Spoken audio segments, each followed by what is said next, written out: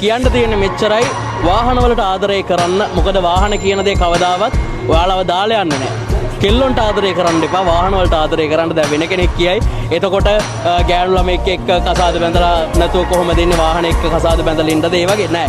මං කියන්නේ හිත සතුටු කරනවා නම් මොකක් හරි දෙයක් යකඩ හීන කියන දේ කොල්ලොන්ගේ හිත ගොඩක් සතුටු කරනවා. ඉතින් කියන්න තියෙන මෙච්චරයි වාහනවලට ආදරය කරන්න. මොකද වාහන කියන දේ කවදාවත් ඔයාලව දාලා යන්නේ නැහැ. කෙල්ලොන්ට ආදරය කරන්න එපා, වාහනවලට ආදරය කරන්න. දැන් වෙන කෙනෙක් කියයි එතකොට ගෑනු ළමෙක් එක්ක කසාද බැඳලා නැතුව කොහොමද ඉන්නේ, වාහන එක්ක කසාද බැඳලා ඉන්නද? ඒ වගේ නෑ. මං කියන්නේ හිත සතුටු කරනවා නම් මොකක් හරි දෙයක් යකඩ හීන කියන දේ කොල්ලොන්ගේ හිත ගොඩක් සතුටු කරනවා. ඉතින් කියන්න තියෙන මෙච්චරයි වාහනවලට ආදරය කරන්න. මොකද වාහන කියන දේ කවදාවත් ඔයාලව දාලා යන්නේ නැහැ.